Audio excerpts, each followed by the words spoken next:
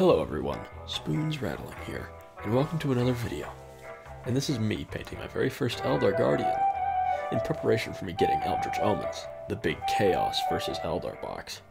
And this is actually going to be a series, painting 4 different craft worlds to see which I like. This one is on Yme-Loc, followed by Aringhe, and then Telenar, and finally, it'll be Ypres. But with that aside, let's get into the video. Now I'll put a picture of their paint scheme up now. It's gray and orange with a bit of white and blue spirit stones. This is my first time painting orange, and man was it a journey. But anyways, I mixed together black and white to make gray, since I didn't have a dedicated gray at the time, and painted this all over the model, which I quickly learned was a mistake and why this episode has 2 models in it, for the first time ever. So even though I primed gray, it was still important to paint it gray, as the gray is slightly different from the primer. If I make corrections, it makes them easier to do. And this is also my first video with a wet palette. It's absolutely mind-blowing. This is the Army Painter one, if you want to get one.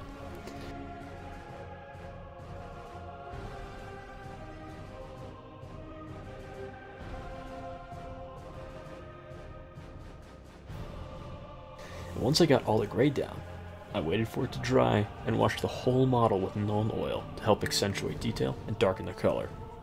Now,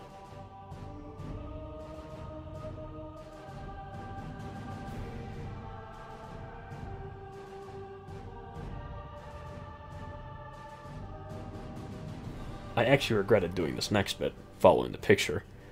I tried to paint a bit black, but the details on these models are super mushy because they're so old, which made it hard to do and it didn't look right. So I abandoned the idea and simply painted over it with gray again. But I left this in to show it's okay to experiment with models while you're painting them. Now before we get to the thick of it, I'd like to ask you if you could all subscribe to my channel, comment, and like the video. It means the world to me, and we're going to do a big video at 100 subscribers.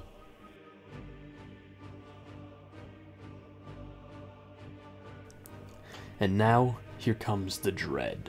Painting orange.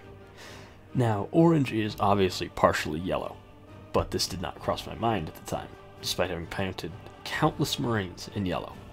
So there was practically no coverage. It took some 4 or more coats, and then several layers of glazing to get it to any semblance of a solid color.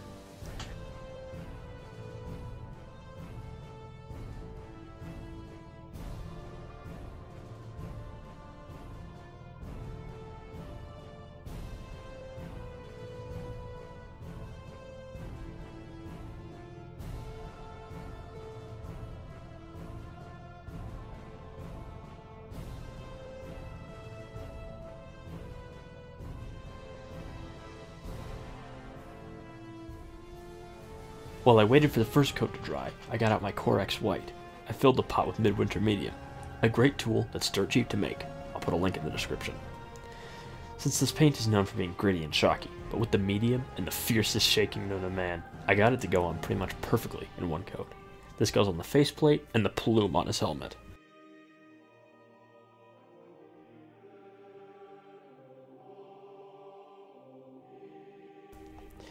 And now you may notice the video cut. That's because I wasn't going to paint and record the hour it took me to finish the orange. Seriously, it was awful. That's why I added a revised version at the end of this video.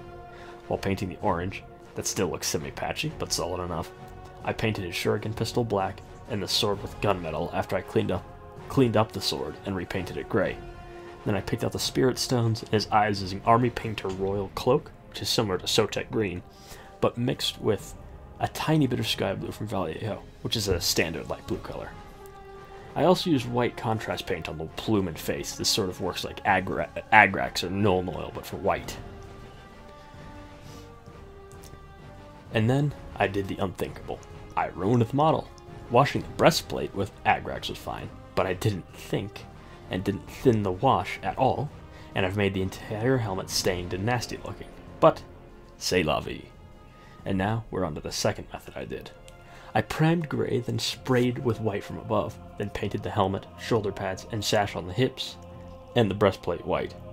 Followed all the other steps, so first gray, wash with black, paint the shuriken weapon black, then paint orange over the white, which is much easier. Then pick out the eyes and spirit stones with the same mix of cloak blue and sky blue. After only 2 or 3 coats, the orange was completely solid compared to over the gray. and this was the final result. It was messy, but I needed to fix some spots, but I'm happy with the general result.